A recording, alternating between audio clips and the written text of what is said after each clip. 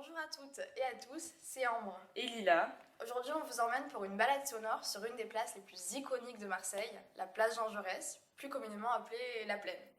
Avant de commencer, on voulait vous présenter tous les personnages que vous risquez de croiser en vous aventurant ici. Les skateurs et skateuses qui s'entraînent encore et toujours pour réussir leur figure. Les clients des cafés sirotant un café ou un pastis au soleil. Les musiciens et musiciennes que tu peux croiser à n'importe quel moment de la journée ou de la nuit. Les enfants qui jouent sur l'aire de jeu ou au football. Bon, bien sûr, il y en a beaucoup plus que ça, mais ça y est, on vous a donné les bases. On espère que vous êtes prêts. Rendez-vous devant le PMU en haut de la rue Saint-Savornin. Enfilez votre meilleure paire de TN et c'est parti. On y est, la place Jean Jaurès. C'est la plus grande place publique de Marseille. Elle se situe en plein cœur de la ville. On se trouve donc à 2 pas du Vieux-Port, du Cours Julien et de Noailles. Levez les yeux, vous apercevez les typiques 3 fenêtres marseillaises. C'est une architecture emblématique de la cité phocéenne. Ces immeubles datent pour la plupart du XVIIe siècle. Sur la place, on observe quand même une diversité architecturale. Tous les immeubles ne sont pas des 3 fenêtres. Les couleurs, les époques de construction et les hauteurs varient. On arrive devant le bar de la Plaine, qui est ouvert depuis super longtemps, et on va en profiter pour vous faire un petit point historique. La Plaine, c'est un lieu de revendication politique, et c'est rien de nouveau. Depuis le XVIIIe siècle, quand elle s'appelait encore Podium Sancti Michaelis, place Saint-Michel, elle a été au cœur de nombreuses croisades, cérémonies militaires, et ça au cours des siècles.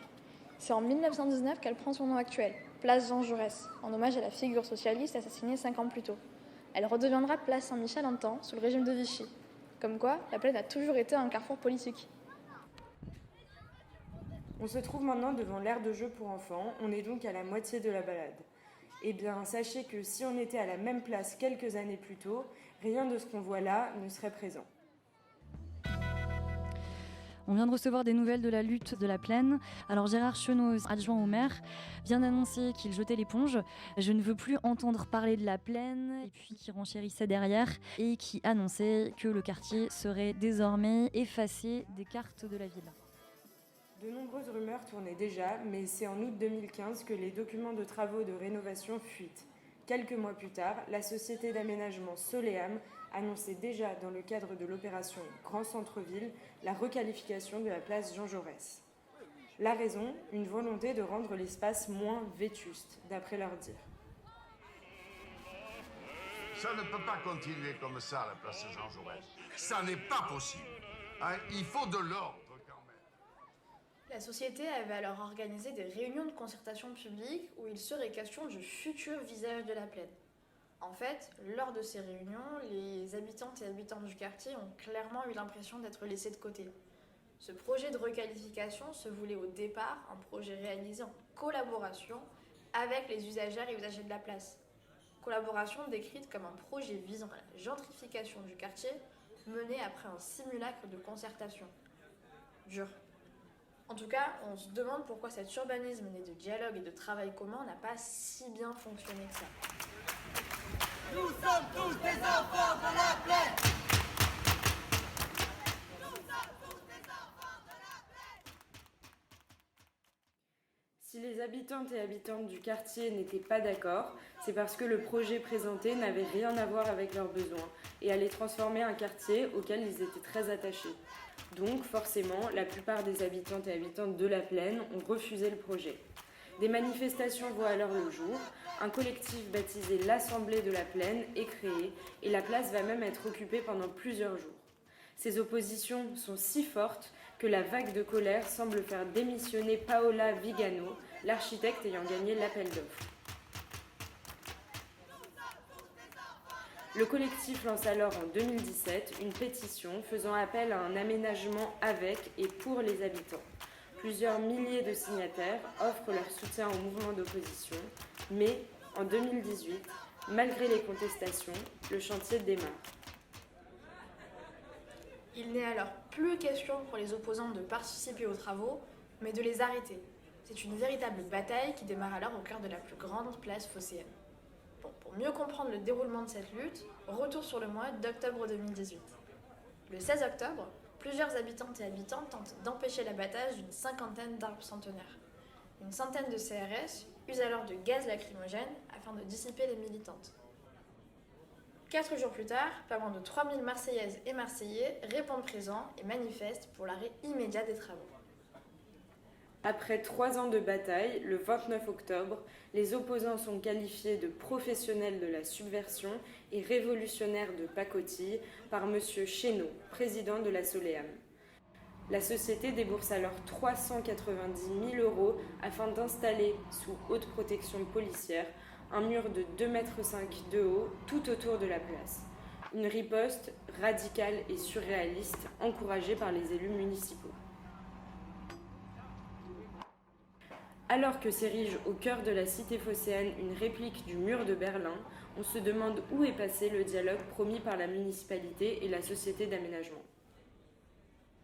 Dans un tel climat, difficile d'accueillir à bras ouverts la livraison du chantier en mai 2021. 18 millions d'euros plus tard, la place, désormais piétonnisée, arbore une aire de jeu pour enfants, des arbres et tout un tas de bancs. Pas de fanfare donc au mois de mai 2021, mais plutôt une trêve.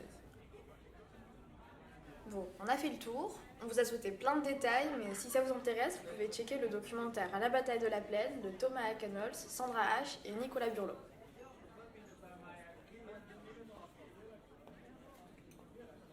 Toute cette histoire nous a fait nous questionner sur ce qu'est un urbanisme qui marche. C'est une place qui vit, que les gens occupent et qui se distingue des autres par la vie qui l'anime. La place Jean Jaurès, c'est l'exemple parfait. Véritable terre de revendication, elle nous réunit sans faute les jours de match comme ceux de manifestation. Coloré, enjoué, vivant et militant. Le carnaval de la Plaine à Marseille bouscule toutes les morosités, un bain de joie rythmé par les percussions. La tradition provençale veut que l'on brûle pour l'occasion le caramantrant, un pantin de paille représentant les mots du moment. Qu'est-ce que tu voudrais brûler comme caramantrant ? Le carnaval indépendant de la Plaine, c'est des luttes d'émancipation et de justice sociale mêlées à des festivités de carnaval populaire. Il est apprécié par des milliers de participantes et participants chaque année. Le carnaval de la Plaine reprend cette tradition de manière très engagée. On peut y croiser des racabs, fusion des mots rat et acab, des monstres Airbnb ou des gros noms de l'immobilier tournés au ridicule. Par exemple, la société Soleam dont on vous a parlé plus tôt. La mise en feu de la figure du caramantrant, qui incarne ici les mots du gouvernement, mais aussi de la société capitaliste, est un acte revendicateur et spectaculaire. On voit des flammes gigantesques entourées de toutes les personnes déguisées qui chantent, dansent et brûlent leurs costumes. Bien que j'aimerais ne vous parler que de ces moments joyeux, ce ne serait pas juste de ne pas parler de l'intervention des policiers qui chaque année interrompt les festivités avec grande violence.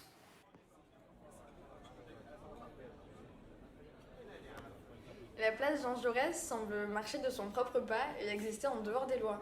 C'est un véritable carrefour symbolique et souvent le lieu de rendez-vous des fins de manif. La Plaine répond depuis toujours présente. Certains quartiers marseillais sont aujourd'hui méconnaissables. Malmousse ou encore le Panier accueillent un public bien particulier, friand de lieux instagrammables et de cafés à base de lait végétal.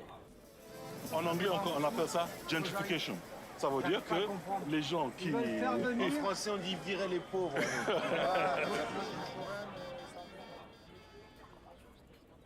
La Plaine, elle, semble s'opposer à l'infiltration. C'est peut-être pour ça qu'on l'aime justement. Après les travaux d'aménagement, la Plaine demeure authentique. Plus de peur que de mal finalement. Un urbanisme qui marche, c'est un lieu qu'on habite. Et pour ça, on ne sait pas vous, mais nous on trouve ça vachement iconique.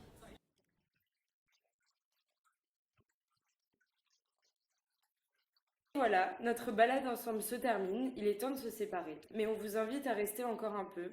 Vous pourriez soutenir nos commerçants locaux en faisant un tour au marché de la Plaine un samedi matin. Commander un pastis au soleil et parler de la pluie et du beau temps avec la table d'à côté. Échanger une pièce de 2 € contre une délicieuse part de pizza. Et écouter le bruit des planches à roulettes contre celui des musiciens itinérants. La Plaine, c'est du béton, mais pas que.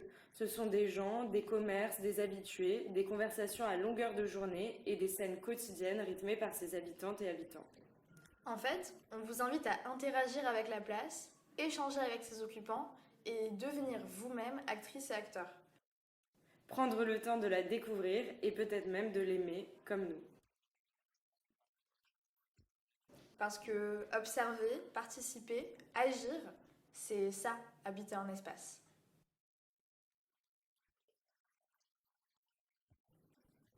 Sinon, on se retrouve mercredi prochain pour une nouvelle balade urbaine. Rendez-vous à la place Cadenas pour découvrir le quartier de la Belle de Mai.